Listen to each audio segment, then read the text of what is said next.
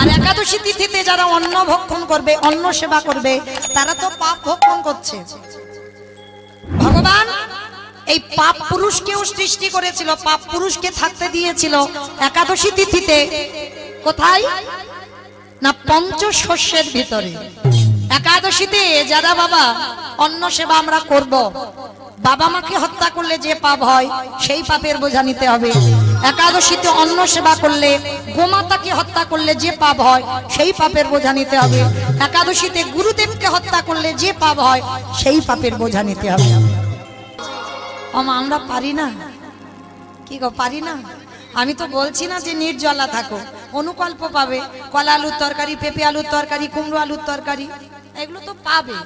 চেষ্টা করো মা, অন্তত মাসে যদি দুটো করে না পারো, পায়ে ধরে বলে যাচ্ছি, অন্তত বছরের 4টে অন্তত করো। সায়ন একাদশী, পার্শ্ব একাদশী, ভৈমা একাদশী, উত্থান একাদশী, আর তার মধ্যে কয়েকটা করতে হবে। যেমন একাদশী হ্যাপি বার্থডে, কি আমাদের জন্ম, ভগবানের জন্ম, একাদশীর জন্ম হয়নি? হয়েছে তো অগ্রহায়ণ মাসে, যেটা হচ্ছে উৎপন্না একাদশী। পাঁচিতে লেখা থাকবে দেখবেন উৎপন্না একাদশী। এইটা হচ্ছে একাদশীর আবির্ভাব তিথি। তাহলে মায়েরা চেষ্টা করো, কারণ আমি চাপিয়ে দিলাম না। এবার মানবেন না মানবেন আপনাদের ব্যক্তিগত ব্যাপার, কিন্তু চেষ্টা করবেন, কারণ আমরা হিন্দু মানুষ হয়ে আমরা যেন এই ব্রতগুলো পালন করি। ভগবান একাদশী করছে আর আমরা মানুষ হয়ে করতে পারছি না। ভাবতে পারছেন রামচন্দ্র আজকের একাদশীর ব্রতটা কেন করেছিল? সীতা মাকে উদ্ধার করবে বলে।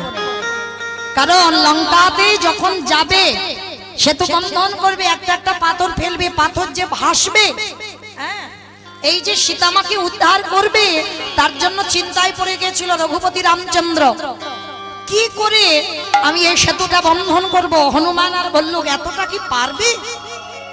তার জন্য নারায়ণের উপাসনা করতে হবে। আগের দিন রাত্রিবেলা বাবা একটা ঘটিতে একটা আম্রপত্র, কর্পূর, তাম্বুল, অগুরো সবকিছু দিয়ে একটা স্বর্ণ নারায়ণ তৈরি করতে হয়েছিল, সোনার নারায়ণ। কারণ ত্রেতা যুগে রামচন্দ্র তো রাজার ছেলে, তবু জঙ্গলে ওই যে সীতামাকে উদ্ধার করবার জন্য সোনার একটা নারায়ণের মূর্তি করেছিল, ওই ঘটের উপরে স্থাপন করেছিল। আর এই স্থাপন করে আজকের দিনে এই বিজয়া একাদশী উপবাস করে সারা রাত জাগরণ করে বিষ্ণু আরাধনা করেছিল। সারা রাত্রি জাগরণ করে আরাধনা করে সকালবেলা ওই ঘটটা সাগরে ভাসিয়ে, আর ওই স্বর্ণটা, স্বর্ণ মূর্তি যেটা করেছিল রামচন্দ্র, ওইটা একটা সাত্ত্বিক ব্রাহ্মণকে দান করে দিয়েছে। আর তার জন্য সীতামাকে লঙ্কার মাটি থেকে উদ্ধার করতে পেরেছিল। আর তার জন্য হনুমানের দল, ভল্লুকের দল ওই সাগরে একটা একটা করে পাথর ফেলছিল, পাথর ভাসছিল। তাহলে একাদশীর উপবাস করে তবে কিন্তু রামচন্দ্র জয় লাভ করেছিল। তাহলে রামচন্দ্র করছে, আর আমরা যারা উপবাস করেছি তাদের চরণে দণ্ডবত প্রণাম। আবার জানেন তো আমার ভগবান কৃষ্ণও করেছিল। কত বলবো, বলতে বলতে ফুরাবে না বাবা। এই যে আমরা মানুষ না, আমরা করতে চাইছি না এই ব্রতগুলো, কিন্তু ভগবান তারা করেছিল। ভগবান কৃষ্ণ একেবারে ছোটবেলায় একাদশীর উপবাস করেছিল। একটু বলি, যখন একাদশীর প্রসঙ্গ এলো, এই একাদশী করেছিল কবে জানো? একদিন চুরি করে মা যশোদা রেগে যাবে, গোপালকে খাওয়াতে হবে ক্ষীর, ননি, মাখন, অন্ন ব্যঞ্জন, কিন্তু চুরি করে কৃষ্ণ একাদশী করে ফেলেছে। এইবার যশোদা মা রান্না করেছে গোপাল খাবে বলে, কিন্তু গোপাল যখন খাবে, মা তো রান্না করেছে গোপালের নামে ওটা উৎসর্গ করা, গোপাল খাবে। এবার দুপুরবেলা হয়ে গেছে, মা যশোদা ডাকছে, গোপাল আজকের বাবা অন্নটা সেবা করে নিস, কারণ আমাদের তো আজকের আমার তোর বাবার একাদশী, আমরা পাবো না। ভগবান বলছে, এই রে, আমি যদি মাকে বলি মা তো বকবে, এখন কি করব? আমার তো আজকের একাদশী, মাকে বলিনি, এখন কি করব? মা তো আমার নামে সংকল্প করেছে এই যে অন্ন ব্যঞ্জন, তাহলে আমি যদি এই অন্ন ব্যঞ্জনগুলো ফেলে দিই তাহলে মাকে অপমান করা হবে। ভালো করে বোঝেন বাবা, ভগবান তো কত চৈতন্য, কত চেতনা। তাহলে মায়ের দেওয়া জিনিস ফেলাও যাবে না। আজকের ভগবান চিন্তায় পড়ে গেছে, মা তো আমার জন্য রান্না করেছে, আমি যদি ফেলে দিই আমার অপরাধ হবে। আবার একাদশীতে যদি অন্নটা খাই সেটা অপরাধ হবে, তাহলে কি করব? অন্ন ব্যঞ্জনটা নিয়ে প্রথমে আমার কৃষ্ণ গোমাতার কাছে গেছে, মানে গাভীর কাছে গিয়ে বলছে, গোমাতা কৃপা করে আমার মা আমার নামে সংকল্প করেছে এই অন্ন ব্যঞ্জনটা পাবো বলে। গোমাতা আজ একাদশী আমি করেছি, একাদশীতে অন্ন পেতে পারবো না, তো কৃপা করে তুই এই অন্নটা সেবা কর। গোমাতা মনুষ্য কণ্ঠে বলছে, প্রভু আমি তো পারবো না, কারণ একাদশীতে অন্ন সেবা করা পাপ, আমি পারবো না। তুমি একাদশী করেছো, তুমি খেতে পারবে না, তুমি আমার দ্বারা পাপ করাবে, আমি তো পারবো না। এইবার পাখিকে ডেকেছে, পাখি তোরা অন্তত খেয়ে যা, কারণ এটা আমি ফেলে দিতে পারি না, আমার মাকে অপমান করা হবে, তোরা খেয়ে যা। পাখি এসে বলছে, প্রভু ক্ষমা করে দাও, একাদশীতে অন্ন সেবা করা পাপ, আমরা পারবো না। এইবার বাবা জঙ্গলে গিয়ে পশুদের ডাকছে, তারা ওই একই কথা, আমরা পাবো না একাদশীতে পাপ ভক্ষণ করতে। শেষে কি করেছে বাবা, পতিত পাবনী গঙ্গা স্নানে গেছে, গঙ্গার ঘাটে গিয়ে কৃষ্ণ মনে মনে ভাবছে এটাকে আমি ভাসিয়ে দেব, তাতে যা হয় হবে, কারণ আমি ব্রত ভাঙতে পারবো না, একাদশীতে তো অন্ন সেবা করতেই পারবো না। তো এইবার অন্নটা নিয়ে গঙ্গাতে ভাসাতে যাবে, পতিত পাবনী গঙ্গা উঠে বলছে, দাঁড়াও, তুমি আমার জলে অন্ন দিচ্ছ কেন? আজকের অন্ন সেবা করা পাপ। ভগবান গঙ্গার ঘাটে মাথায় হাত দিয়ে বসে পড়েছে, আমি এখন কি করব অন্নটা নিয়ে, চিন্তায় পড়ে গেল। আর চিন্তা করতে করতে সুযোগের সদ্ব্যবহার। আর পতিত পাবনী গঙ্গা মায়ের বাহনটা কি বলো দেখি? মকর। বেশ, মকর মাছ, তাই তো? যারা পতিত পাবনী গঙ্গা মায়ের ছবি দেখেছেন, মকর মাছ, হ্যাঁ, ওই মকর মাছ এমতো সময় ওই গঙ্গার উপরে উঠেছে, উঠে প্রভুর কাছে প্রণাম করে বলছে, প্রভু আমি নেব, আমি তোমার এই পাপ ভক্ষণ করব। তা ভগবানের খুব আনন্দ, মকর মাছ তুমি এত ভালোবাসো আমায়, আমার মা রান্না করেছে আমার জন্য, তুমি এটা খেয়ে পাপ ভক্ষণ করবে? বলে হ্যাঁ, তবে একটা কথা, আমি পাপ ভক্ষণ করব, কারণ তোমার মায়ের দেওয়া রান্না তুমি ফেলতে পারছো না। গোমাতা নিল না, পাখি নিল না, পশু নিল না, এমনকি গঙ্গা মাও নিল না, তাহলে ওটা আমি সেবা করব, আমার পাপ হবে, কিন্তু তার বিনিময়ে তোমাকে একটা আশীর্বাদ আমার দিতে হবে। কি আশীর্বাদ? আমি তোমার অঙ্গে থাকতে চাই। অসম্ভব, তোমার দেখতে ভালো নয়, আমি কোথায় রাখবো? আমি যদি আমার নাকের উপরে রাখি, তোমার কিরকম আমার দেখতে হবে বলো? আমার রূপটা বাজে হয়ে যাবে, দেখতে ভালো লাগবে না। যদি আমার কাঁধে বসিয়ে রাখি কিরকম লাগবে? আর তাছাড়া আমি তো গাভী নিয়ে চলি, আমি তোমাকে বাহন করতে পারবো না। বলে তাহলে আমার আর করার কিচ্ছু নেই, তাহলে আমি আর অন্ন নিতে পারলাম না। আরে দাঁড়াও দাঁড়াও দাঁড়াও দাঁড়াও, মানে এই মাছেদের মধ্যে মকর মাছ খুব চালাক। মানে চালাক কিরকম দেখো, পাপ ভক্ষণ করবে কিন্তু পাপ ছুঁতে পারবে না যদি ভগবানের শরীরে থেকে যায়, তাহলে চালাক নয় বাবা। যদি ভগবানের শরীরে থাকে তাহলে কি আর পাপ লাগতে পারবে? পারবে না তো। তাহলে আমি একাদশীতে অন্ন পাবো, কিন্তু কথা দাও তোমার শরীরে আমি থাকবো। ভগবান বলছে দেখো তোমার অত বড় দেহ নিয়ে আমি কোথায় রাখবো? ঠিক আছে আমার দেহ রাখতে হবে না, আমার মাথাটা তুমি শুধু নাও। বলে না, মাথাটা রাখবো কোথায়? আমার মাথার উপর রাখো। ভগবান বলছে নাকি আমার কোমরে রাখবো না, কাঁধে রাখবো না, হাতে রাখবো না, কোথায় রাখবো? তা মকর মাছ বলছে প্রভু আমি জানি কোথায় থাকবো। বলে কোথায় থাকবে তুমি বলে দাও। বলে কেন? তোমার হাতে ওই যে মুরলি, দেখবেন বাবা ভগবানের হাতে যে মুরলিটা আছে, মুরলির মাথাতে দেখবেন একটা মকর মাছের মাথা নেই, আছে কি না? বলছে ঠাকুর দেখবে আমি এমন জায়গা থাকবো তোমার দেহে আরো সৌরভ, আরো সৌন্দর্য বেড়ে যাবে। বলে কোথায় থাকবে? বলে কেন? তোমার বাঁশির অগ্রভাগে। ভগবান হেসে উঠেছে, তুমি তো খুব চালাক মাছ, হ্যাঁ? পাপ ভক্ষণ করবে আবার তোমার শরীরে পাপও লাগবে না, কারণ তুমি যদি আমার শরীরে থেকে যাও আর কি তোমার পাপ ছুঁতে পারবে? পারবে না। বলে প্রভু আমার অনেক দিনের ইচ্ছা, আমি তোমার অঙ্গে সৌন্দর্য হয়ে যাব। আর তুমি যখন মুরলীর ধ্বনি করবে সবার প্রথমে ওই আওয়াজ ত্রিভুবন শুনবার আগে সবার আগে যেন আমার কর্ণমূলে যায়। নিতাই গৌর প্রেমানন্দে। ওই জন্য দেখবেন বাঁশির মাথায় একটা ওই যে হাঙর মাছের মাথা লাগানো আছে। কেমন? তাহলে জানা গেল রামচন্দ্র আজকের একাদশী করেছে, কৃষ্ণ একাদশী করেছে। আপনারা প্রশ্ন করতে পারেন মৌমিতা যে বউ যে স্ত্রী সেই সহধর্মিনী, কিন্তু আমি বলবো না মা, গ্রন্থ এটা বলছে না। এই জগতে সহধর্মিনী তাদের বলে যারা এই জগতের সংসারে স্বামী অসৎ পথে চলে যায়, নেশাগ্রস্ত, জুয়া খেলে, মাতাল, একাদশী করে না, ভগবানের চরণে যায় না, কীর্তন আসরে বসেও না। যদি তুমি সেই ঘরের ঘরণী হও, যদি তুমি তোমার স্বামীর চরণ ধরে যদি কৃষ্ণ ভজনে নিয়ে যেতে পারো, তাহলে তুমি জানবে হয়েছ সহধর্মিনী। তা মায়াবতী বলছে স্বামী আমি কথা দিলাম আজকের এর পর থেকে আমি জীবনে কোনোদিন আর ভগবানের কাছে কিছু চাইব না। মোহিনী চাইলে কম পড়ে, না চাইতে এত কিছু দেয় তুমি রাখবার জায়গা পাবে না। ঠিক আছে, তুমি যখন বলছো আমি আর ভগবানের কাছে কিছু চাইব না, কিন্তু ভক্তের মনের কথা আমার ভগবান বুঝতে পেরে যায়। একদিন হঠাৎ ভগবান দৈববাণী করলো, মোহিনী গর্ভবতী, মা বাবা বুঝতে পেরেছে, অনুভব করেছে, আর পা মাটিতে পড়ছে না, পা মাটিতে পড়ছে না। যারা যারা ঘৃণা করতো, যারা যারা কটু কথা বলতো, তাদের কাছে মোহিনী গিয়ে বলছে কি গো, তোমরা তো খুব বলতে আমার মুখ দেখা মহাপাপ, আমার মুখ দেখলে যাত্রা শুভ হয়ে যায়, আর দেখলে তো আমি কেমন অসাধ্যকে সাধন করেছি। ভগবান আমার ডাকে সন্তান গর্ভে দিতে বাধ্য হয়েছে।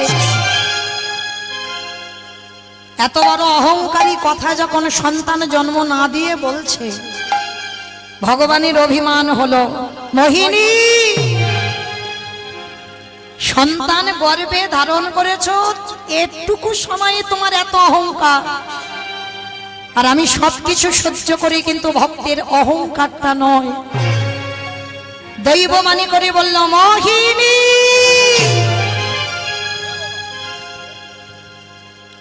সন্তানের তুমি জন্ম দেবে, সন্তানের তুমি মা হবে, কিন্তু আমি তোমায় অভিশাপ দিয়ে রাখলাম, এই সন্তানের কোনোদিন তুমি মুখ দর্শন করতে পারবে না। দৈববাণীটা যে কে করলো বাবা অনুভব করতে পারলো না। মোহিনী বলেন, কে তুমি? আমাকে এত বড় বড় কথা বলে যাচ্ছ, যাও চলে যাও, আমি সন্তানের জন্ম দিব আর আমি তার মুখ দেখতে পাবো না? যাও, তোমার কথা আমি মানি না, বিশ্বাস করি না, যাও চলে যাও। বুঝতে পারলো না মা, ভগবান দৈববাণী করে চলে গেল। দেখতে দেখতে দিন গেল, মাস গেল, 10 মাস 10 দিন গর্ভবতী মা মোহিনী। এত অভাব, এত কষ্টের সংসার, এত অভাবের সংসার। 3 দিন হয়ে গেল মোহিনী কিছু খেতে পায়নি। তা 3 দিন যখন খেতে পাচ্ছে না, হীরা চন্ডালকে বলছে, স্বামী একবার কৃপা করে তুমি আমার একটু সেবার ব্যবস্থা করো। 3 দিন হয়ে গেল আমি কিছু খেতে পাইনি, বড় খিদে, বড় জ্বালা, বড় যন্ত্রণা, তুমি আমার একটু সেবার ব্যবস্থা করে দাও।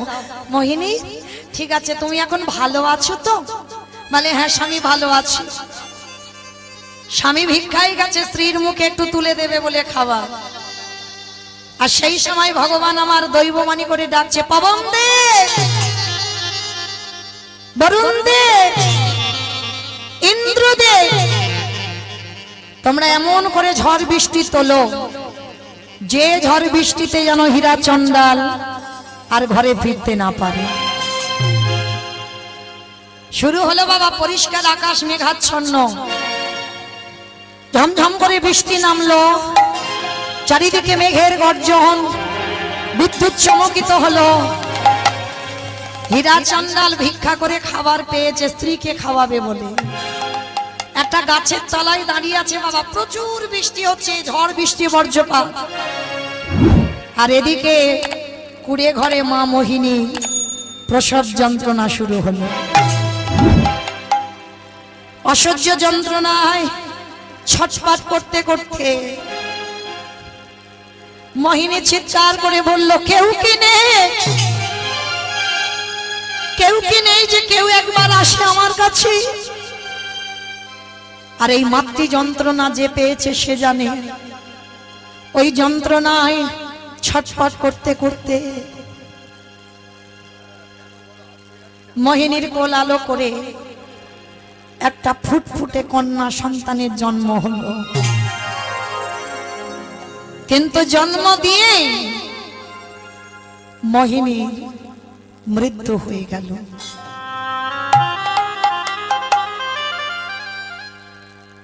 এ জগতে আছে দেখবেন বাবা, বহু বহু মা সন্তান জন্ম দিয়ে প্রাণ হারায়। ওই জন্য আমরা বলি না, ওই সময় মায়েদের মৃত্যুর সঙ্গে লড়াই হয়। কত মা সন্তানকে জন্ম দিতে গিয়ে চলে যায়। মোহিনীরও একই দশা হলো, কিন্তু মোহিনীর দশাটা কোনো কর্মফল নয়, ওর অহংকারের জন্য হলো। আর দেখবেন মা সন্তান জন্ম দিয়ে যদি বাবা চলে যায়, মা কিন্তু মানুষ করতে পারে। এটা আমি মা বলে বলছি না, পারে, মা পারে, মার তেমন ক্ষমতা থাকে। কিন্তু একটা সন্তান জন্ম দিয়ে যদি তার মা চলে যায়,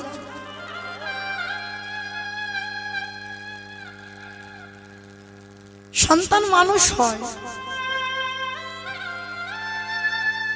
কিন্তু মানুষের মতো মানুষ হয় না। আর যে সদমাটা আসবে সে সদমা কি কইকেই মার মতো হবে? কি গো, যদি বলা যায় বাবা শাস্ত্র কথা ফুরাবে না। এখানে যদি কেউ সৎ মা হও, তবে কইকেই মার মতো সৎ মা হও।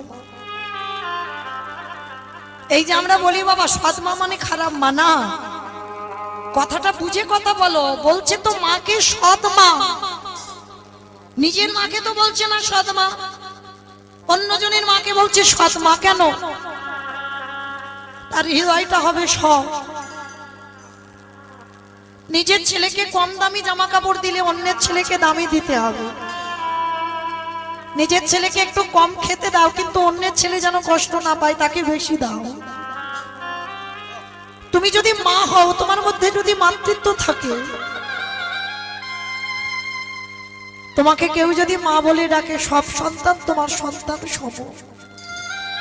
নিজের ছেলেটা যেমন ছেলে, অন্যের ছেলেটাও তোমারই ছেলে। কিন্তু আজকের মা মোহিনী চলে গেল, হীরা চন্ডাল জানে না। একদিনের একটা ছোট্ট মেয়ে জন্ম দিয়ে চলে গেল, একদিনের বাচ্চা। আর যেই না মেয়েটার জন্ম হলো, ওদিকে ঝড় বৃষ্টি সব থেমে গেল।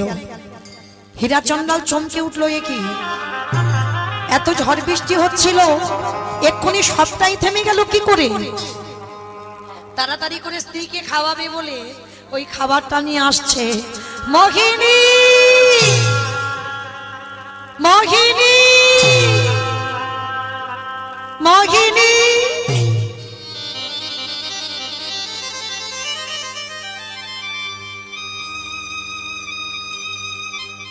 বারবার যখন মোহিনী মোহিনী বলে ডাকছে, কে সাড়া দেবে মা? যে সাড়া দেবে সে তো পৃথিবীতে নেই, অনেকক্ষণ আগে চলে গেছে। তালপাতার কুড়ে ঘর, দরজা ধাক্কা দিয়েছে, দরজা খুলে গেল। হীরা চন্ডাল ছুটে গিয়ে ঘরের মধ্যে দেখছে মোহিনী অচৈতন্য, আর পাশে একটা ছোট্ট ফুটফুটে মেয়ে। কোনদিন তো বাবা বলা ধন দেখেনি, যেই না মেয়েটাকে দেখেছে, মেয়েটাকে কোলে করে তুলে নিয়েছে। ও মোহিনী, মোহিনী, তুমি বলেছিলে না তোমার মতো একটা সন্তান হোক, দেখে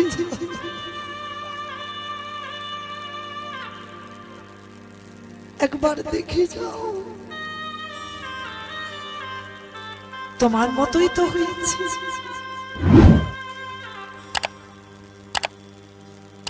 বারবার মোহিনী মোহিনী বলে ডাকছি, কিন্তু কে সাড়া দেবে গো? দেহটা স্পর্শ করে দেখছে বাবা অনেকক্ষণ আগে চলে গেছে। নাসিকায় হাত দিয়ে দেখছে নিঃশ্বাস পড়ছে। যখনই নিঃশ্বাস পড়ছে না, মেয়েটাকে কোলে করে নিয়ে চিৎকার করে ডাক দিল, দয়ামা দয়ামা।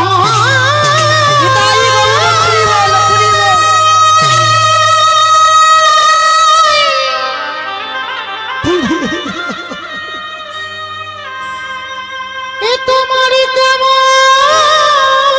দিনা কেমন খেলা,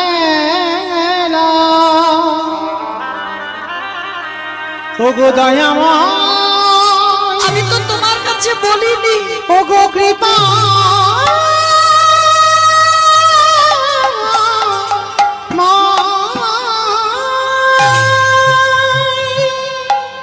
সব দিয়ে যদি কেড়ে নেবে, কে বলেছিল তোমার এমন সংসারে দিতে? আমি সুখের লাগে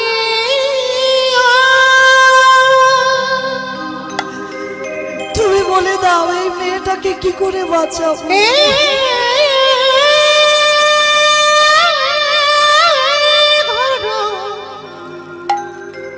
বাঁধিন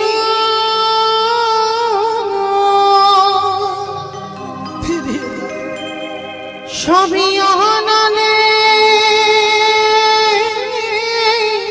আমি চাইনি তোমার কাছে কোনোদিন কিছু। তাহলে দিলে যদি কেড়ে নিলে গেল রে,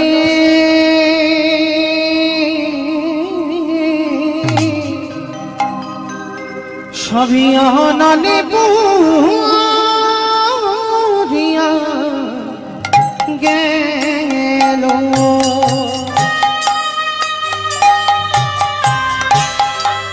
এই মেয়েটাকে কি খাওয়াবো? আমি কি খাওয়াবো?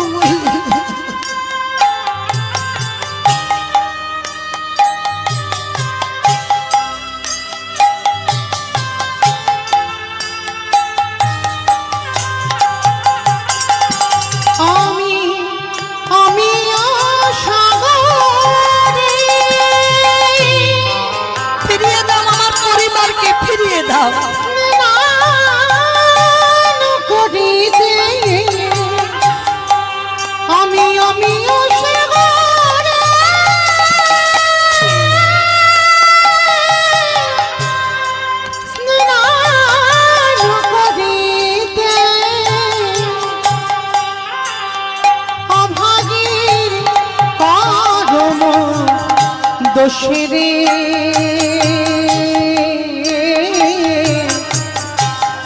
এই অভাগিরে দোষে আমি সুখের ফিরিয়ে দাও। সব দিয়ে তুমি কেড়ে নিয়েছো।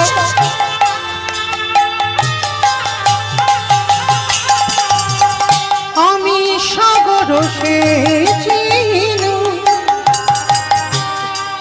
মানিকলু গানু, সাগর সেচিনু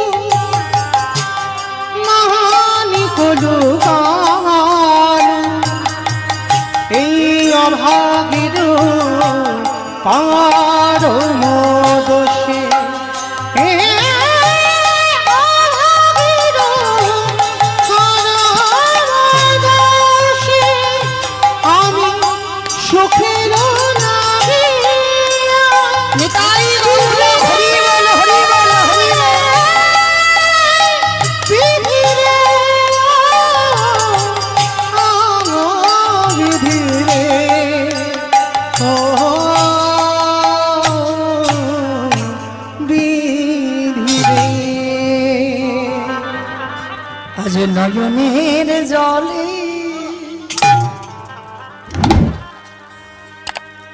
ওই একদিনের কন্যাকে কোলে তুলে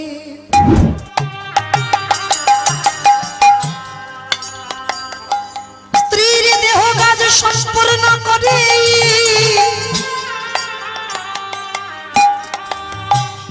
ওই মেয়েটাকে নিয়ে বসে বসে কাঁদে বলে দয়াময় তুমি বলে দাও এই মেয়েটাকে আমি কি খাইয়ে বাঁচাইয়ে রাখবো ও গো কৃপাময় তাই গৌর হরি বল হরি বল হরি বল ও গো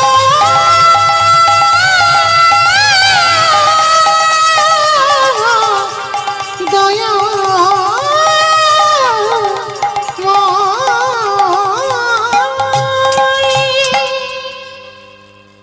এইবার হঠাৎ ভক্ত বাৎসল্য ভগবান আমার থাকতে পারলো না স্বর্গ থেকে একটা কাম ধেনুকে পাঠিয়েছে হীরাচন্ডালের ঘরের দরজায় আর ধেনুটা এসে হাম্মা হাম্মা করে ডাকছে আর এই কাম ধেনুর একটা বিষয় আছে বাবা এর কাছে যে যা চায় তাকে তাই দিয়ে দেয় আমার সৌভাগ্য হয়েছে বাবা আজ থেকে কিছুদিন আগে গিয়েছিলাম করিমগঞ্জ জেলা আসাম ওই করিমগঞ্জ জেলায় এখন জীবিত আছে কিনা জানি না গাভীটা কিন্তু আমরা যখন গিয়েছিলাম তখন নিজে চোখে দেখে এসেছি কামধেনু কাকে বলে গাভীর বাঁট দিয়ে দুধ দুইতে হতো না বালতি বসিয়ে দরজা বন্ধ করে একটা ধূপ জেলে চলে আসতো আপনি থেকে গাভীর বাঁট দিয়ে দুধ পরে বালতি ভর্তি হয়ে যেত গাভীটা কোথা থেকে এসেছে কেউ জানতো না বাবা ওখানে এক পূজারী ছিল বাবা প্রচুর একদিন ঝড় বৃষ্টির রাত্রিতে আমাদের গিয়ে শোনা ঝড় বৃষ্টির রাত্রিতে এত ঝড় এত বৃষ্টি গোপালের ভোগ লাগাবে কিচ্ছু পাচ্ছে না কিছু নেই ঘরে কার্ডও নেই যে রন্ধন করে গোপালকে রাত্রিবেলা ভোগ লাগাবে কিছু নেই বসে বসে পূজারী কাঁদছে গোপাল আজকে তোকে কি দিয়ে সেবা দেব কিচ্ছু তো নেই তা পূজারী যখন কাঁদছে বাবা তখন হঠাৎ আওয়াজ এলো ওই মন্দিরের বাইরে কে যেন হাম্মা হাম্মা একেবারে কুচকুচে কালো রঙের গাভী হাম্মা হাম্মা রবে ডাকছে পূজারী বেরোলো পূজারী বেরিয়ে দেখছে বাবা আর গোয়ালা জাতি আমরা কিছু কাজ পারি না পারি বাবা একটা কাজ তো ভালো পারি ভালো তো সেটা কি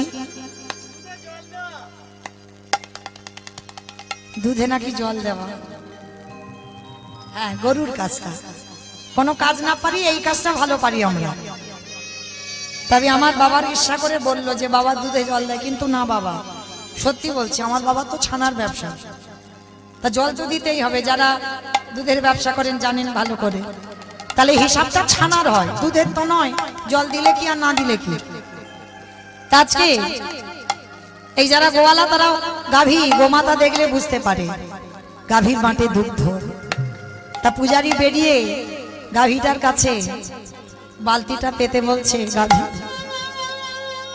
আমি জানি না তুই কে কোথা থেকে এসেছিস কিন্তু আজকে সারা রাত হয়ে যাচ্ছে আমার গোপালকে কিছু ভোগ দিতে পারছি তা তুই যদি কৃপা করে একটু দুগ্ধ দিস আমায়রা আমরা কি করি গরুর বাঁট দিয়ে দুগ্ধ দহন করতে হয় আর যেই না বালতিটা পেতে দিয়েছে না আর দুধ দুইতে হলো না আপনি থেকে বাঁট থেকে দুধ পড়ছে সেই দুধ জাল দিয়ে ক্ষীর বানিয়ে গোপালকে ভোগ লাগালো স্বপ্ন দিল আজকে থেকে ভগবান বলছে ওই গো মাতাকে আমি পাঠালাম ওকে ঘরে রেখে দে আর প্রতিদিন ওর গাভী দুগ্ধ দহন করতে হবে না ওর দুধ দিয়ে আমার সেবায় লাগাবে তো যখন গিয়েছিলাম বাবা গাভীটার অনেক বয়স হয়ে গিয়েছিল অনেক বয়স না জানি এতদিনে কি হয়েছে বলতে তো পারবো না খবরও পাইনি কিন্তু নিজের চোখে দেখে এসেছি তো এই যে গোমাতা কাম ধেনু যেই না হীরাচন্দাল পাত্রটা দিয়েছে পাত্রটা দিতে বাবা আপনি থেকে বাঁট থেকে দুধ পড়ছে তাড়াতাড়ি করে হীরাচন্দাল ওই দুধটা জাল দিয়ে একদিনের বাচ্চাটাকে সেবা দেয় এই রকম ভাবে গোমাতা আসে রোজ দুধ দেয় আর চলে যায়। মানে একটা মা যেমন সন্তানকে ভালোবাসে, ওই গাভীটা তেমনই ভালোবাসে। প্রতিদিন সময় মতো আসে আর গাভী দুধ দিয়ে চলে যায়। দেখতে দেখতে মেয়েটার বয়স দাঁড়ালো 6 বছর।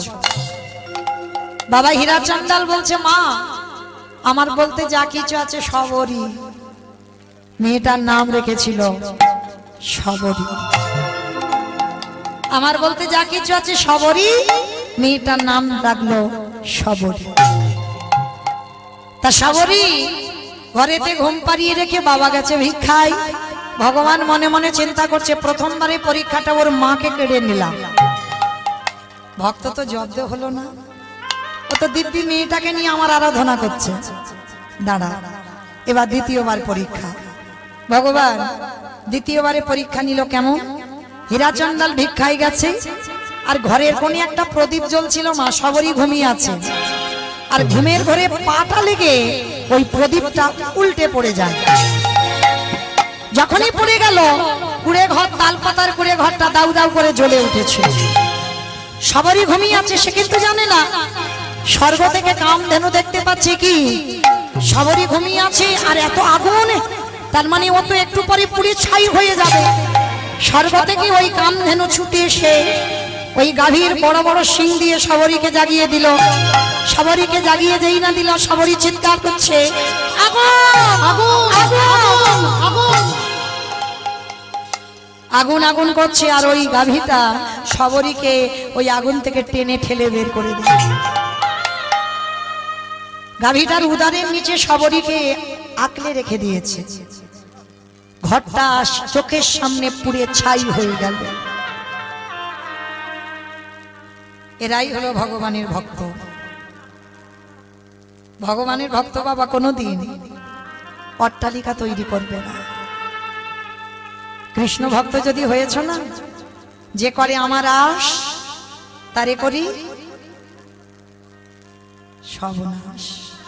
সর্বনাশ নয়, সর্বনাশ। আত্মীয় পরিজন, বন্ধু বান্ধব, বিষয় বৈভব সব কেড়ে নেবে, এইটাকে বলছে সব নাশ। আর তারপরেও যদি তুমি তার চরণ না ছাড়ো, তারপরে ভগবান বলছে আমি হয়ে যাই সেই দাসের অনুদাস।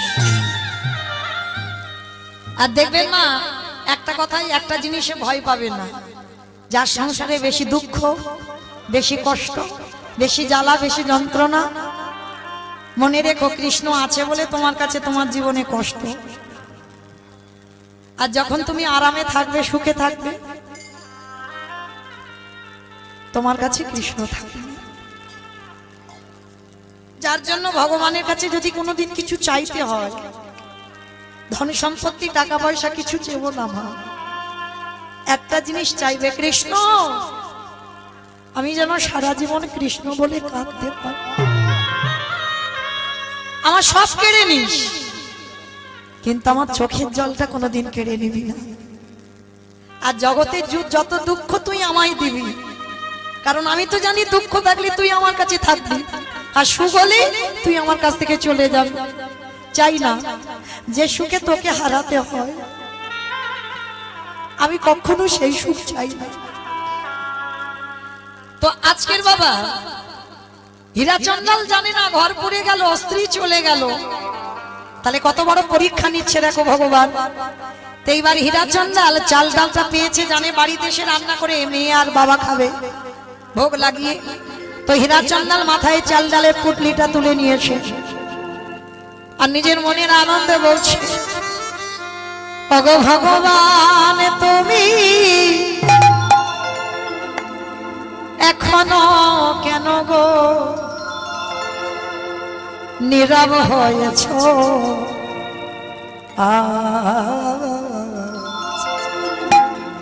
তোমার সৃষ্টি, তোমার বিধান মানে না কে গো?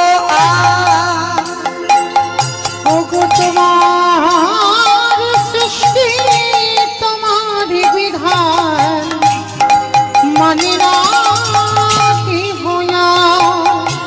ওগো ভগবান তুমি এখনো কেন গো নীরবে হয়েছ?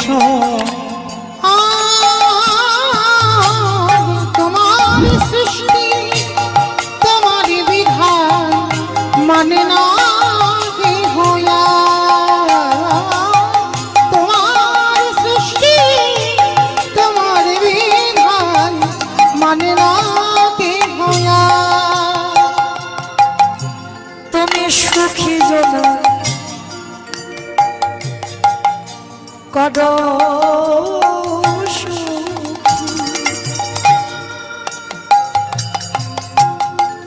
এই দুঃখী জোনা দয়ালে তোমার সৃষ্টি তোমারই বিধান মানে না কে হয় দয়ালে তোমার সৃষ্টি তোমারই বিধান মানে না কে হয় আস্তে হীরা চঞ্চল যেই না দরজায় এসেছে বাবা এসে দেখে না ঘর পুড়ে তখন ছাই হয়ে গেছে হীরা চঞ্চল চিৎকার করে বলে উঠল সাবরী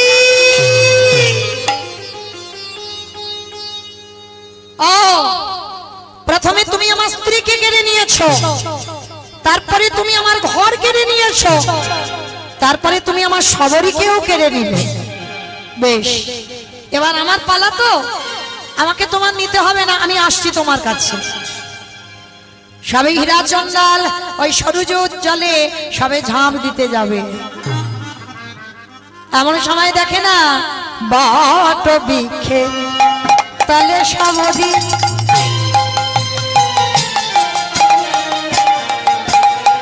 দেখো করো জড় করি বট বৃক্ষের তলে সবরী আরো জড়ো করি আবার গাভীর উদর তলে ভজে নসি হরি আর গাভীর উদর তলে ভজে নসি হরি সবরী কর জোরে সবরী নয়ন জলে মুখ ভাসিয়ে কাঁদছে বাবা যেই না বাবাকে ডেকেছে বাবা দেখে বলছে হ্যাঁ রে মা তোর কিছু হয়নি তো বলে হবে কেন ও বাবা রাখে হরি মারে কে আর মারে হরি রাখে কে আর তুমি জানো না এই যে গাভী ওই তো আমার প্রাণ বাঁচালো আমার মাতৃষ্ণী হীরা চন্দাল গাভীর চরণ দুটো ধরে বলছে গাভী মানুষে যেটা করে না তুই পশুকুলে জন্ম নিয়ে করে দেখিয়ে দিলি কি বাবা মানুষে যেটা করে না সেটা তো করে দেখালো এই যে মকর মাছের কাহিনী শুনলে তাই না যেমন ত্রেতা যুগে যারা জানেন ভক্ত অনেক আছে কোন ভক্তকে দেখাতে পারবে একজন ভক্ত পেরেছে বাবা হৃদয়ের চামড়াটা কেটে রাম সীতা যুগলে বসে আছে পারবে কোন ভক্ত দেখাতে পেরেছে একজনই পেরেছিল ভক্তপ্রবর বীর হনুমান তাই না বাবা একদিন সীতা মাকে বলেছিল মা ওই যে নারীরা মাথাতে লাল মতো ওটা কি পরে গো তা সীতা মা বলছে বাবা এটা সিঁদুর ও মামা সিঁদুর কেন পরে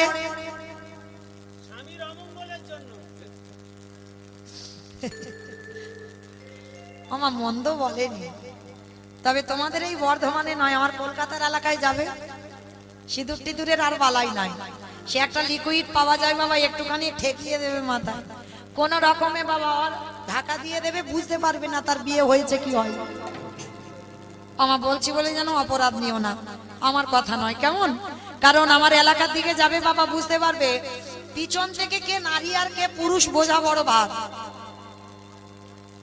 এখানে হচ্ছে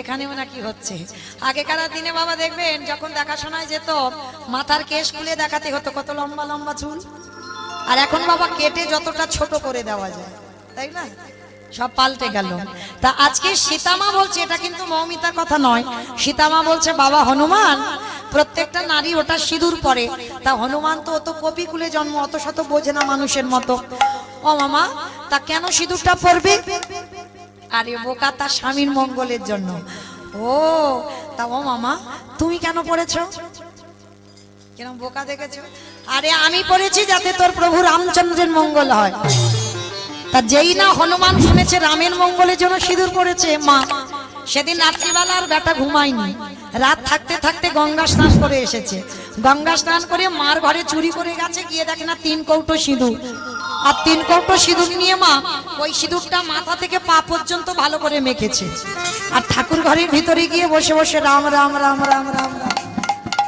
কারণ ওই যে মা বলেছে ওইটুকু সিঁদুর মাথা দিয়ে মঙ্গল সারা গায়ে সিঁদুর মেখে রাম রাম করছে তা রামচন্দ্র বেরিয়ে এসেছে হনুমান এদিকে আয়। আরে তুই এইরকম রাম রাম করছিস কেন, কি হয়েছে তো? হাই ভগবান, সারা গায়ে নাম লাল করেছিস কেন? বলে প্রভু আমি জানবো কি করে? আমি মাকে বললাম মা সিঁদুর মেয়েরা কেন পরে? বললো তার স্বামীর মঙ্গলের জন্য। আমি বললাম মা তুমি কেন পড়েছ? বললো তো রামচন্দ্রের মঙ্গলের জন্য। হে হে রামে দয়াময়, ওইটুকু সিঁদুর মা মাথায় দিয়ে যদি তোমার মঙ্গলে চাইতে পারি, আরে আজকের আমি মাথা থেকে পা পর্যন্ত ভালো করে সর্বাঙ্গে সিঁদুর মেখলাম। ভালো ভালো রামে দয়াময়, বলি না জানি কত তোমার মঙ্গল হলো।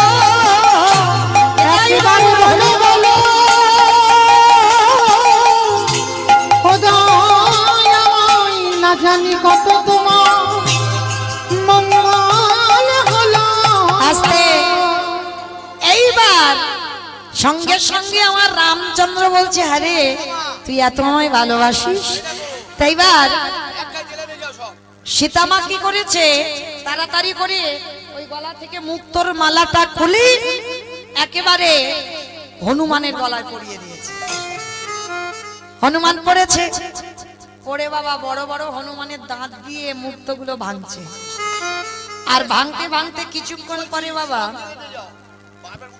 কিছুক্ষণ পরে মুক্তগুলো বড় বড় নখ দিয়ে ভেঙে ভেঙে ফেলছে। আর ভেঙে ভেঙে ফেলতে ফেলতে বাবা একেবারে কিছুক্ষণ পরে মালাটা হনুমান তো টান দিয়ে ছিঁড়ে দিয়েছে। তা সীতামা রেগে গিয়ে বলে এই জন্য তোকে বলে তুই হনুমান, হনুমানের গলায় মুক্তোর মালা সাজি। হনুমান কেঁদে ফেলেছে, ওগো মা গো, এই জগতে সবাই আমায় হনুমান বলে বলো, কিন্তু তুমি আমায় হনুমান বলো না। আমি কেন ছিঁড়ে ফেললাম তুমি জানো? সেই সময় বড় বড় নখ দিয়ে বক্ষটা বিদীর্ণ করে দেখালো, দেখো মায় আমার বক্ষের দিকে তাকাইয়ে আজ রাম সীতা যুগলে বসে আছে।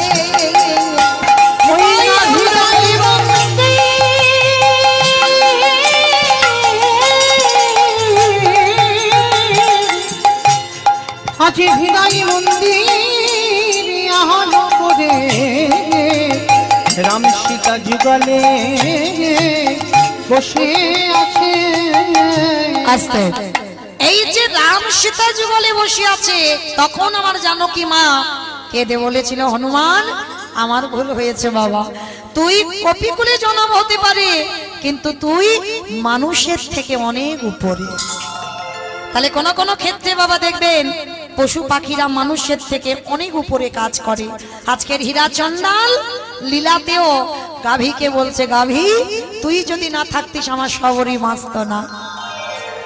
এইবার মেয়েকে নিয়ে আবার বাবা নতুন ঘর বাঁধলো, আর নতুন ঘর বেঁধে সবরীকে শেখালো মা শোন যা কিছু খাবি আমার রামকে দিয়ে খাবি, কেমন যা কিছু খাবি। ঠিক আছে বাবা, আর একটা কথা সবরী, কারোর কাছ থেকে অযাচিত ভাবে কিছু নিবি না, যদি বা নিস বিনিময়ে বাবা কিছু দিতে হবে। এটা সবার শিক্ষা থাকা দরকার, শুধু হাত পেতে নিলে হবে না মা, বিনিময়ে তোমাকে কিছু দিতে হবে। কারণ নিতে নিতে তোমার চাওয়াটা বাবা ওদিকে ঘরা পূর্ণ হয়ে যাবে, তোমাকেও তো কিছু খণ্ডন করতে হবে, তোমাকেও তো দিতে হবে। তুমি যেমন নিচ্ছ তোমাকে তেমন দিতে হবে। তো এইবার লক্ষ্য করে দেখেন বাবা, বাবা ছেলে দুজন, বাবা মেয়ে দুজনের সংসার। প্রথমে স্ত্রীকে কেড়ে নিল, দ্বিতীয়বারে ঘর পুড়িয়ে দিল, এবার 3 নম্বরের পরীক্ষা। মানে কিরকম ঘষে মেজে নিচ্ছে দেখো ভক্তকে, মানে পোড় খেয়ে যাচ্ছে ভক্ত। তাই এইবার 3 দিনের জ্বরে দৈব দুর্ঘটনায় হীরা চন্ডালের মৃত্যু হয়ে গেল। যখনই মৃত্যু হয়ে গেল হীরা চন্ডাল একাকী হয়ে গেল। হরি বল, হীরা চন্ডালের মৃত্যুর পর সবরী মা একাকী হয়ে গেল। তখন বয়স ছিল মেয়েটার 6 বছর। বাবার মৃত্যুর পর কি খাবে গো ওইটুকু বাচ্চা মেয়ে? যার বাড়িতে যায় চন্ডাল কুলে জন্ম বলে ঘৃণা করে তাড়িয়ে দেয়। আর কি খেয়ে সবরই বেঁচে থাকে জানো? পঞ্চবটির বনে একাধারে মতঙ্গ সাধুদের আশ্রম। এই সাধুরা প্রসাদ পায় আর এঁঠো পাতাগুলো নর্দমায় ফেলে দেয়। যখন পাতাগুলো ফেলে দেয়, সবাই তো আর প্রসাদ সব খেতে পারে না, কিছু কিছু থাকে। ওই যেগুলো এঁঠোগুলো থাকে কুকুর বিড়াল খায়, সবরই চুরি করে তাদের পাতাগুলো যখন ফেলার সময় হয়, সবরই চুরি করে কুকুর বিড়ালের সঙ্গে ওই উচ্ছিষ্টগুলো সেবা করে। ভক্তকে কত পরীক্ষা দিতে হয় দেখে। তো প্রতিনিয়ত ওই সাধুদের প্রসাদ পায়। তো একদিন সবরই চৈতন্য হলো, এটা তো পাপ। কারণ আমার বাবা তো আমাকে শিখিয়ে গেছে, মা কারোর কাছ থেকে কিছু নিলে তুই কিন্তু বিনিময়ে কিছু দিবি মা। কিন্তু আমি তো চন্ডাল কুলে জন্ম, আমি যদি কিছু করতে যাই ওদের আশ্রমে, আমি ছোট জাত বলে আমাকে ঘৃণা করবে সবাই। আমার নিজ কুলে জন্ম বলে আমাকে ঘৃণা করবে। তাহলে কি করব? তাহলে একটা কাজ করি, ওই সাধুরা যখন ঘুমিয়ে পড়বে, আমি জঙ্গল থেকে কিছু কাঠ নিয়ে ওই সাধুদের রান্নাঘরে দিয়ে দেব। আর যখনই সাধুদের রান্নাঘরে দেব, সাধুরা আমার গোড়ানা জ্বালানি কাঠে তারা রান্না করে প্রসাদ পাবে। আর এতেই চুরি করে সাধু সেবা পেয়ে যাবে। 6 বছরের মেয়ের কত চৈতন্য দেখেন। তা সাধুরা তো রাত্রিবেলা ঘুমায়, আর সবরই দিনের বেলা ঘুমিয়ে থাকে, বাড়িতে থাকে। আর রাত্রি হলে সন্ধ্যা হবে, সবরই জঙ্গলে যায়, শুকনো শুকনো কাঠ কুড়ায়, কাঠের বোঝাটা বেঁধে চুরি করে যাতে কেউ জানতে না পারে। ওই রাত্রিবেলা একেবারে বলে রে, একেবারে বলে রে, একেবারে বলে রে আমার মন, কতদিনে পাবি রে তুই সাধুর শ্রী চরণ। উলুধ্বনি মাইরা বলি রে, একেবারে বলি রে, বলি রে আমার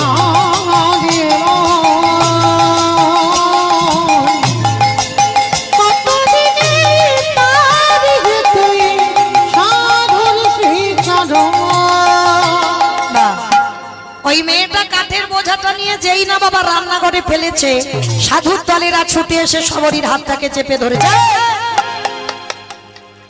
কে তুই? থাকিস কোথায়? বাড়ি কোথায়? বাবা মাকে? নাম কি তো?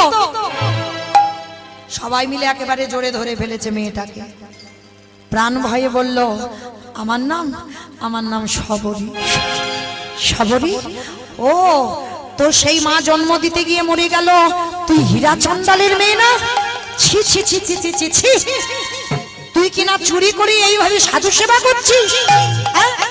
তুই চন্ডাল করে জন্ম নিয়ে চুরি করে সাধু করা সেবা, তুই এত বড় সাহস পেলি কোথা থেকে? সবরী করে জোর করে বলছে, বাবা ঠাকুর তোমরা বারবার আমায় বলছো আমি চন্ডালিনী চন্ডালিনী চন্ডালিনী, কিন্তু বাবা আমার ভগবান তো কোনোদিন জাত বিচার করেনি।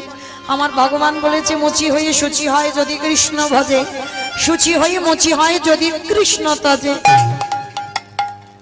ব্রাহ্মণ হয়ে যদি চন্ডালের কাজ করে আর চন্ডাল হয়ে যদি ব্রাহ্মণের কাজ করে, তবে কি ভগবান কৃপা করে না? তুমি কেন বারবার আমার ছোট জাত বলছো? সাধুর দলেরা মতঙ্গ সাধুরা রেগে গেছে, তোদের এত বড় সাহস, তোরা নিজ জাতি হয়ে তোদের কাছ থেকে আমরা শিক্ষা পাবো? দেখাচ্ছি মজা তোকে, দাঁড়া।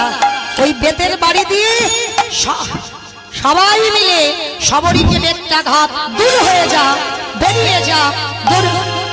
দয়ামা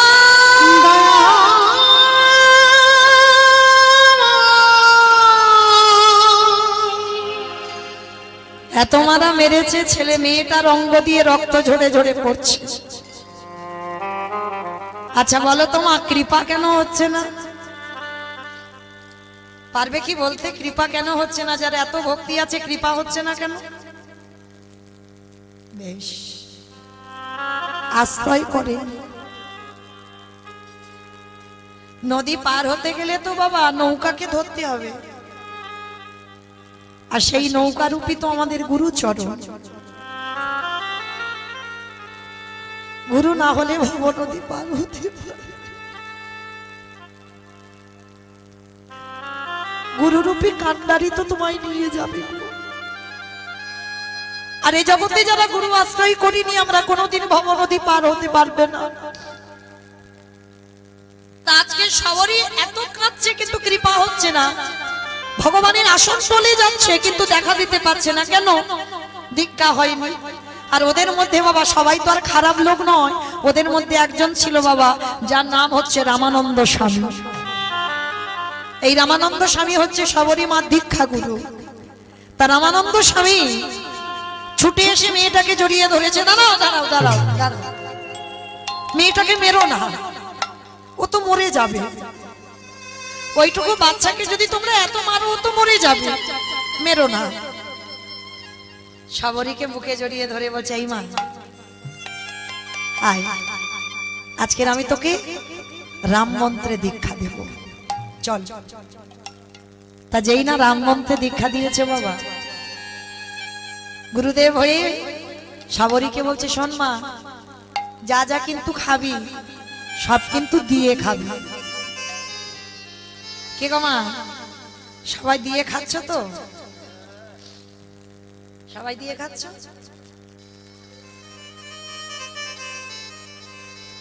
যে ডালা সাজিয়ে দিতে হবে না, সবাই তো আর আমরা পাচ্ছি না বাবা ভগবানের প্রসাদ ভোজি হতে। তো যারা ডালা দিয়ে দেন না, দিয়ে সেবা পান না, তাদের একটা কথা বলে যাই মা, একটা কথা বলবেন, একটু জলও যদি খান বলবেন ভোজনে চ জনার্দন। আর এই কথাটা বলা মানে আমার সেবার আগে আমার গোবিন্দ সেবা হয়ে গেল। যা কিছু খাবেন এটা বলে তবে খাবেন, যা কিছু। তা সবরই বলছে, বাবা আমার কাছে তো কিছু নেই, আমি কি দিয়ে খাবো? গুরুদেব বলছে, কে বলেছে তোর কাছে কিছু নেই? আছে রে, আছে। যেটা তোর কাছে আছে সেটা কারোর কাছে। গুরুদেব, যেটা আমার কাছে আছে সেটা কারোর কাছে নেই, সেটা কি? যেটা হলো ভক্তি।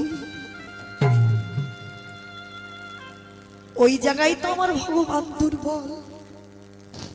ভক্তি দিয়ে না, ঠিক কৃপা পেয়ে যাবে। সবরই শুরু হলো সাধন ভজন। আগে যে ভজন আর দীক্ষার পরের ভজন অনেক তফাৎ।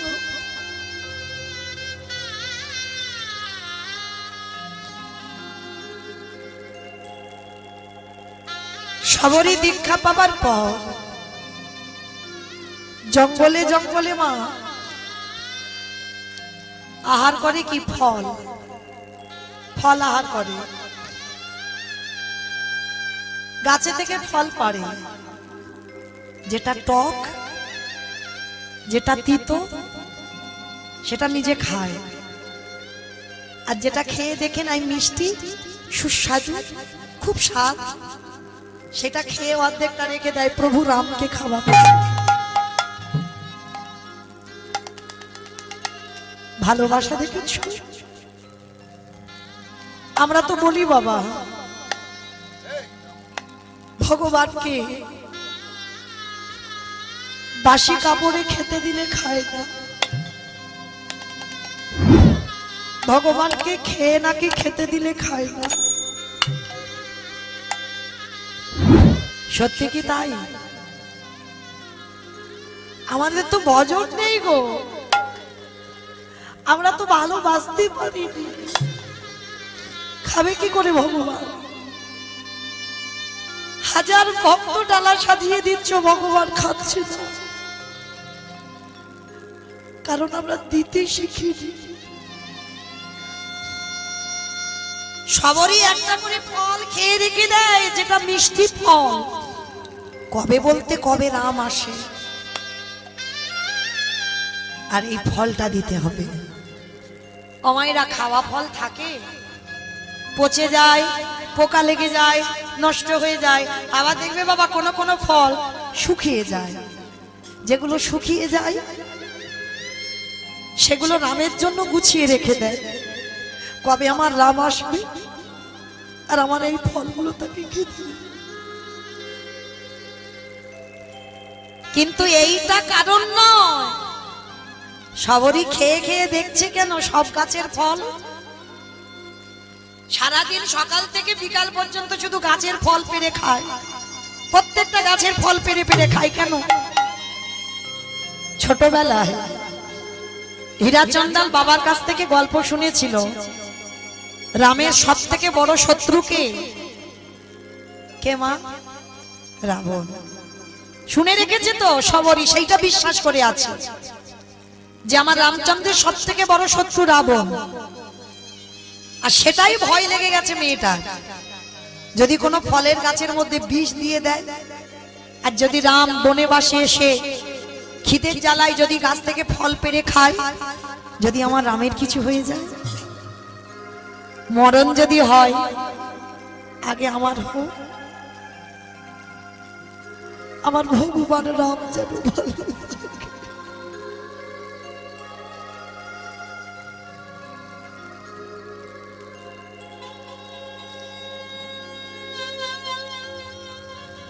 এই হলো ভালোবাসা।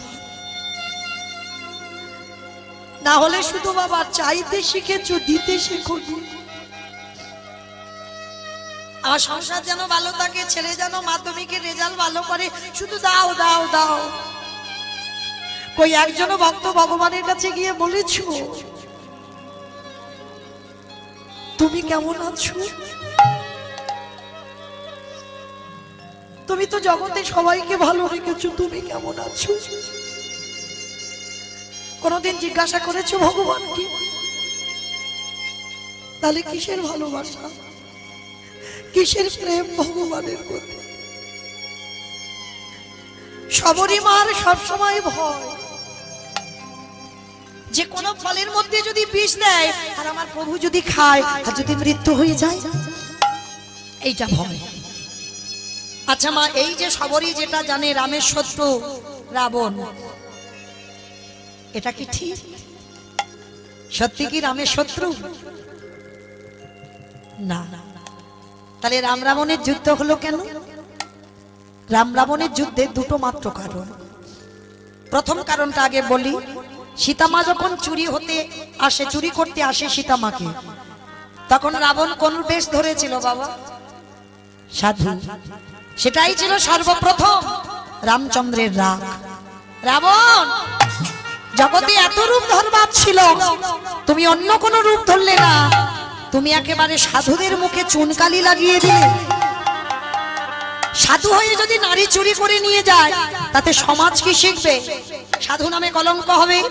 এটা ছিল রামের প্রথম রাগ। এর জন্য যুদ্ধ। আর একটা কারণে যুদ্ধ হয়েছিল কেন? আচ্ছা মা, যারা রামায়ণ জ্ঞানী বা রামায়ণ দেখেন বা পড়েছেন বা শুনেছেন, এই যে বনবাসে থাকাকালীন সীতামা বলেছিল, প্রভু সোনার হরিণটা ছুটে যাচ্ছে, প্রভু আমার হরিণটাকে ধরে দাও না। আর রাম কি করেছিল? হরিণটা ধরবে বলে ছুটে গেল। কি মায়েরা জানেন তো কাহিনীটা? তাহলে রাম হরিণ ধরতে গেল। তাহলে এই জায়গাটায় আপনারা নিজেদের মনকে প্রশ্ন করেন, একটা বাচ্চা ছেলেকে যদি বোঝানো যায় বাবা সোনার হরিণ ছুটতে পারে, সে বাচ্চাটা কি বলবে? পারে না তো। একটা বাচ্চা ছেলে যদি জানে সোনার হরিণ হাঁটে না, সোনার হরিণ ছোটে না, সোনার হরিণ এক জায়গা থেকে অন্য জায়গা যায় না, তাহলে বাবা ওটা রাম আর জানে না। সীতামা বলল, প্রভু সোনার হরিণ ছুটে যাচ্ছে, আমায় ধরে দাও। আর রাম বোকার মতো ছুটলো। রাম বোকা নয়, আমাদের বোঝাটা বোকামি। রাম তো ভালো করে জানে বাবা ওটা মরিচি রাক্ষস, ওটা স্বর্ণ, ওই যে হরিণ রূপ ধারণ করেছে। তাহলে রাম যদি জানলো তাহলে গেল কেন সীতা মাকে ছেড়ে? রাম যদি হরিণে ধরতে না যেত, রাবণ সীতা মার কাছে আসতে পারত না। আরে সীতা মার কাছে যদি না আসতো, গন্ডি কেটে দিয়েছিল বাবা। যখন ওই মরিচি রামের কণ্ঠস্বর করে ভাই ভাই বলে ডাকছিল, লক্ষণ কি যেতে চেয়েছিল?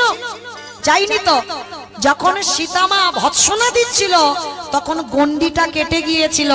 মাকে বলে গিয়েছিল তুমি গন্ডির বাইরে যাবে না।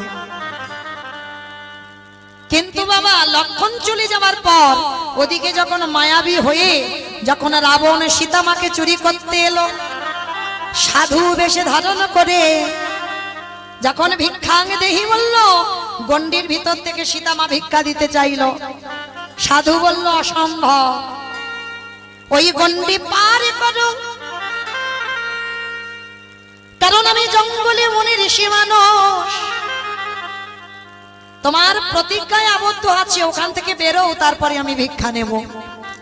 ভালো করে ভাবেন, সীতামা যদি মা লক্ষ্মী হয়, তিনি জানতেন না ওটা মায়াবী রাক্ষস? কি গো রাবণ জানতো না? সব জানতো।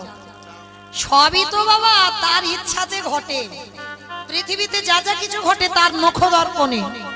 তাহলে সীতা মাও জানতো, রামও জানতো। তাহলে ঘটনাটা ঘটলো কেন এরকম? কারণ আছে। কারণটা কি জানো? রাম যদি হরিণ ধরতে না যেত, রাবণে আসতে পারত না। আরে রাবণ যদি না আসতো, সীতা চুরি হতো না। সীতা যদি চুরি না হতো, লঙ্কার মাটিতে লক্ষ্মী প্রতিষ্ঠা পেত না। লঙ্কার মাটিতে যদি লক্ষ্মী না যেত, তাহলে তুলসী বৃক্ষ হতো না। তুলসী বৃক্ষ না হলে মহাপ্রসাদ হতো না। মহাপ্রসাদ না হলে ভক্ত সমাজে বিতরণ হতো না। ভক্ত সমাজে বিতরণ না হলে কৃষ্ণ ভক্তির উদয় হতো না। কৃষ্ণ ভক্তির উদয় না হলে রাবণ রাজার 1 লক্ষ ছেলে আর 1.25 লক্ষ নাতি, ওই রাবণের বংশ উদ্ধার হতো না।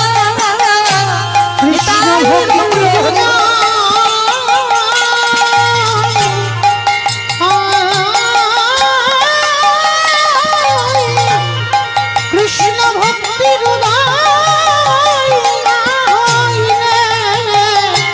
রাবণ রাজার বংশ ধন হতো না। আস্তে এইবার কি হলো মা ঘটনাটা দেখেন। এইবার সেই রাবণ রাজা, তাহলে পরিষ্কার বোঝা গেল কিসের জন্য রাম রাবণের যুদ্ধ? এই দুটো কারণের জন্য যুদ্ধ। তাহলে এই যে শবরী মা জেনে গেল যে আজকে রামচন্দ্র যদি আসে ফলের মধ্যে বিষ মাখিয়ে রাখবে, তাই শবরী মা আজকের এই ভজন করতে করতে বার্ধক্য দশা, দন্ত পড়ে গেল, চামড়া আলগা হয়ে গেল, মাথার চুল পেকে সাদা, কোমর ভেঙে গেল, লাঠি ঠুকতে ঠুকতে আসে, বসে বসে ভজন করে। আর ওই কান্না একদিন চলে গেল আমার রামের চরণে। এতদিনের কান্না আজকে সার্থকতা হলো। কি গো, সেই জন্ম থেকেই তো মেয়েটা কাঁদছে।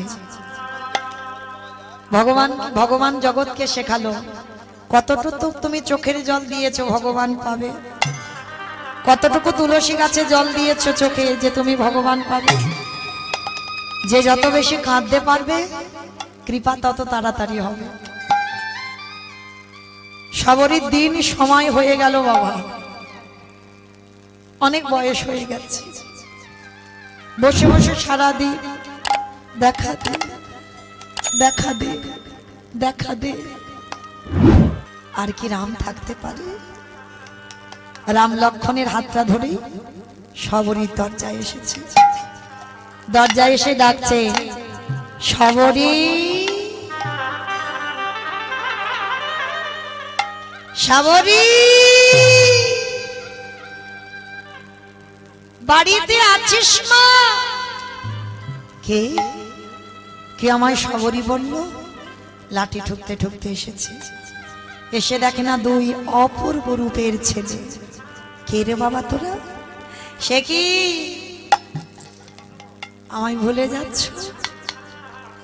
আমি কে? আমার জন্য তো সেই ছোটবেলা থেকে কাঁদছো। মা সবরী? বাবা আমি ভালো করে বুঝতে পারছি না, বয়স হয়েছে তো। কে রে বাবা তুই? আমি তোমার রামচন্দ্র। চমকে উঠেছি, রাম রাম তুই এসেছিস, কিন্তু বসতে দিব কোথা? আমার এত গরিব এত কাঙাল, বসতে দেওয়ার জায়গা নেই।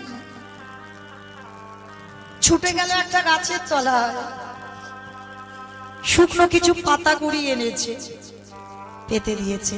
প্রভু বসো, আমি তো তোমার জন্য ডাকতে ডাকতে আজকের আমার যাওয়ার সময় হলো, বসো। ও মায়েরা, ভগবান যদি তোমাদের ঘরে আসে কি করবে? আসন দেবে বা সিংহাসন দেবে, চেয়ার দেবে, তারপরে কি করবে? পা ধোবার ব্যবস্থা করবে। সবরই তা তো নেই গো। এত গরিব এত কাঙাল, ভগবানের পা ধোবার মতো কোনো পাত্র নেই। তবে কি ধোয়ানো যাবে না? যাবে। রামচন্দ্রের চরণ যুগলে বুকে ধরে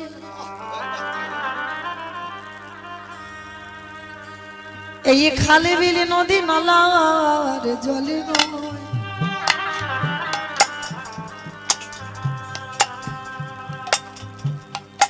সবরী মায়া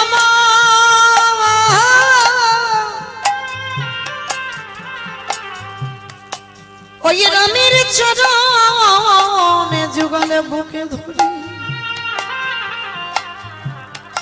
খালবিলি নদী নালার জল নয়, সবরী মারে চোখের জল। এ জল মা আপনাদের আমাদের মতো নয়, এ জল যেন বাবা নদীর স্রোতের মতো নালা বেয়ে যাচ্ছে, জল আর বন্ধ হচ্ছে না, যেমন ঢেউ হয়। রামের চরণ দুটো ধৌত হয়ে গেল।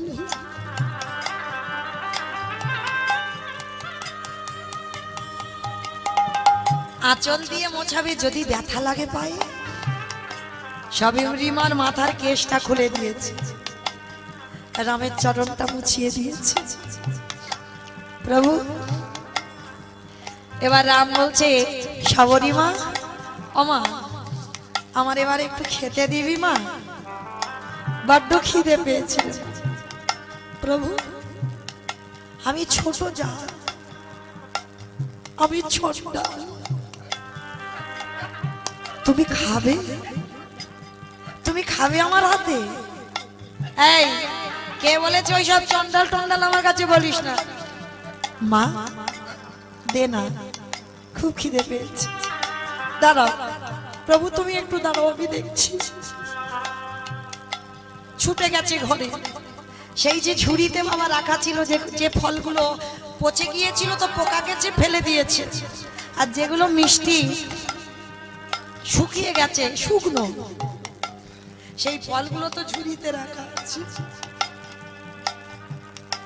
ঝুড়িটা কাকে করে নিয়ে এসেছে? বয়স হয়েছে তো, কোমর ভেঙে গেছে। প্রভু তোমার জন্য আমি তুলে রেখেছি, দেখো আমি খেয়ে দেখেছি, খুব মিষ্টি ফল, কোনো জ্ঞান নেই যে আমার মুখে থুতু লালা ভগবানকে দেব, ও জ্ঞান নেই। মা যেমন সন্তানকে ভালোবাসে, কি গো দেখবেন বাবা সন্তান ফোন করে বলে দিল, বাবা তুমি আমার জন্য একটা 5 টাকা দামের বিস্কুট এনে তো।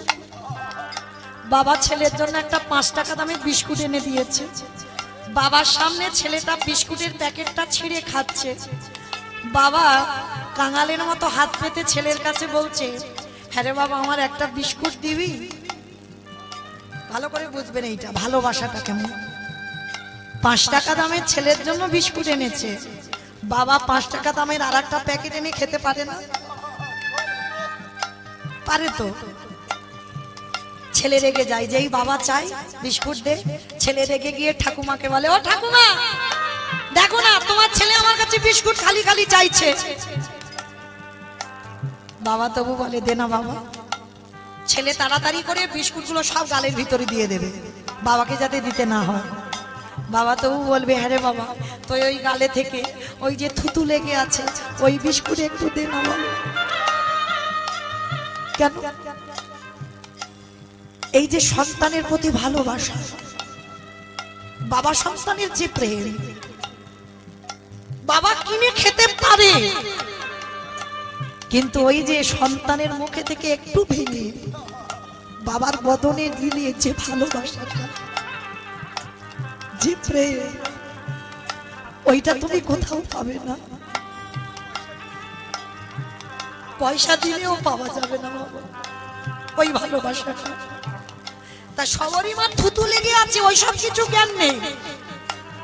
তা ওই এটো ফলটা নিয়ে রামচন্দ্র তো অনেক লম্বা, মুখে হাত যাচ্ছে না। সাবরী কাঁদছে আর বলছে, প্রভু এমন সময় এলে আমার কোমর ভেঙে গেল, তোমার বদনে হাত আর উঠছে, সেই যদি এলে তো অসময়ে এলে কেন? রামচন্দ্র মনে মনে ভাবছে, সাবরী ভক্তের ডাক যতক্ষণ না সঠিক হয় আমি তো আসতে পারি না। ওরে সাবরী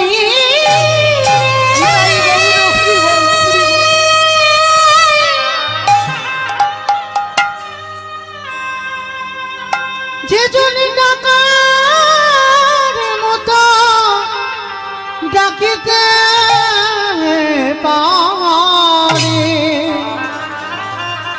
আমি ভগবান হয়ে তারি দরজা বাধা পড়ে আসতে। এইবার সাবরী মা যেই না হাত উঠছে না, রাম নিচু হয়ে সবে মুখটা বাড়িয়েছে সাবরী খেতে দেবে। পাশে ছিল লক্ষ্মণ, হাতটাকে ধরে চেপে ধরে বলছে, চন্ডাল কুলি জন্ম, নিজ জাতি ছোট জাত, তোর মুখে থুতু লালা লেগে আছে, তুই আমার রামের বদনে দিচ্ছিস? তুই জানিস আমার দাদাকে সবাই রাজভোগ দেয়, ফল মিষ্টি দেয়, আর তুই তোর ওই মুখে থুতু লালা লেগে আছে ওই ফল দিচ্ছিস? আবার শুকনো হয়ে গেছে, হ্যাঁ? ওই ফলটা কেড়ে নিয়ে সাবরী মার কাছ থেকে লক্ষ্মণ ফলটা দূর করে দিল।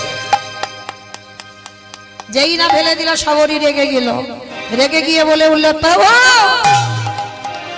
তোমার ভাই বলে আমি ওকে ছেড়ে দেব না, আমার প্রেম ভালোবাসা মাখানো ওই ফল তোমার মুখে দিতে দিল না, তোমার ভাই ফলটাকে ঘৃণা করলো, আমি অভিশাপ দিলাম, আমার ভজন যদি সঠিক হয় ওকে আমি অভিশাপ দিলাম, যেদিন তোমার ভাই মৃত্যুর সঙ্গে লড়াই করবে ওই ফলের রস না হলে তোমার ভাই প্রাণ ফিরে পাবে না, পাবে না, পাবে না।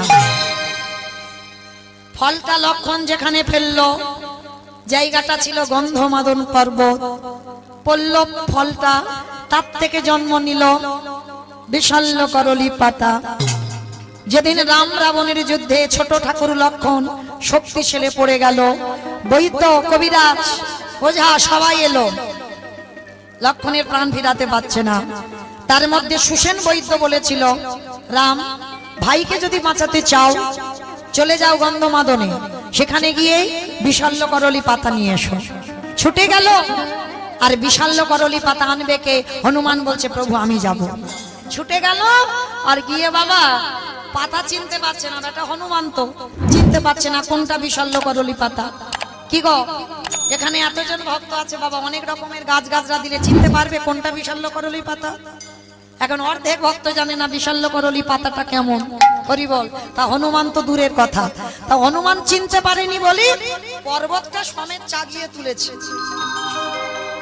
এত ক্ষমতা হনুমানের।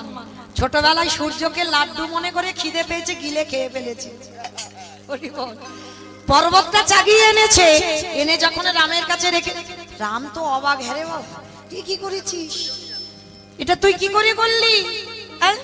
তোকে পাতা আনতে বলেছি, পর্বত নয়। বলে ঠাকুর এমনি এমনি কি এনেছি, চিনতে পারিনি পাতা কোনটা, তুমি চিনে নাও।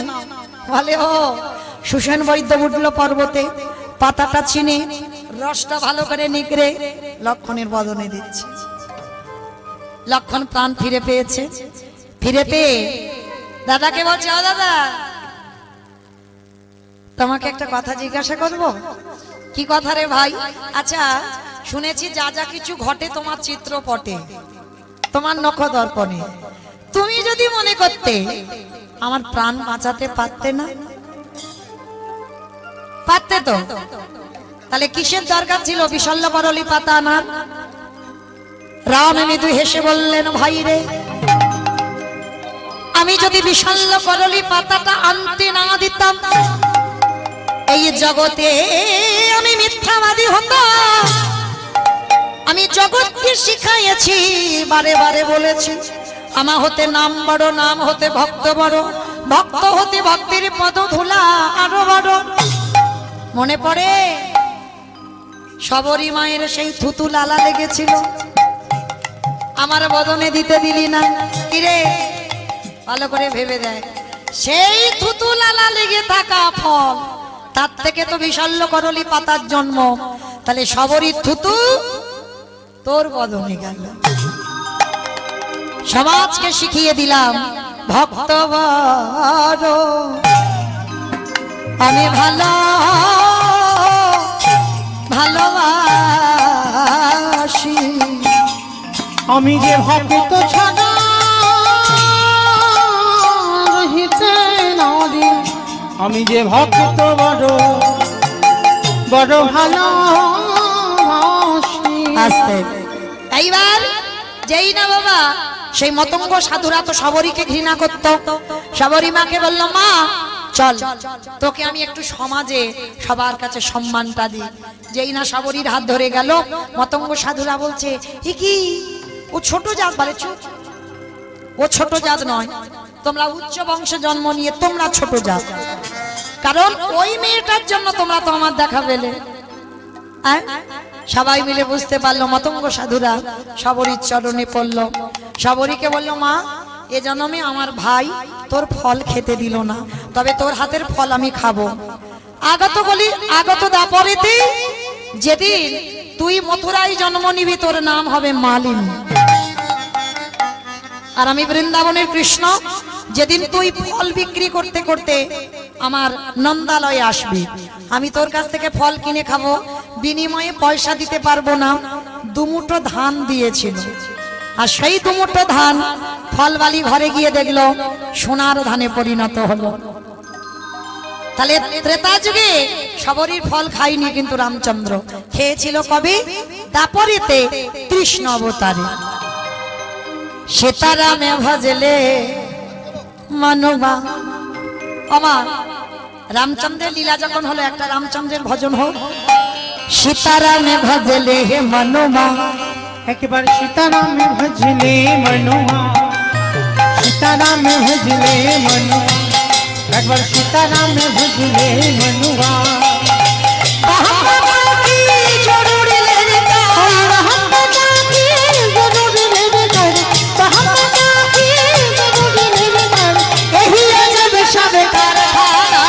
सीताराम भजले मनुआ, आह सीताराम भजले मनुआ, सीताराम भजले मनुआ। আস্তে এইবার শবরীকে সবাই মিলে প্রণাম করলো, শবরীর ভক্তির কাছে সবাই নত হয়ে গেল। এইবার রামচন্দ্র বললেন, দেখ মা শবরী, তোকে কৃপা যখন কৃষ্ণ অবতারে করব, আমার যাবার সময় তুই সেই রূপ দর্শন করবি। মাইরা অনেক সময় হলো, শুভরাত্রি, ভালো থাকবেন, সুস্থ থাকবেন। সবাই একাদশীর উপবাস করেছেন।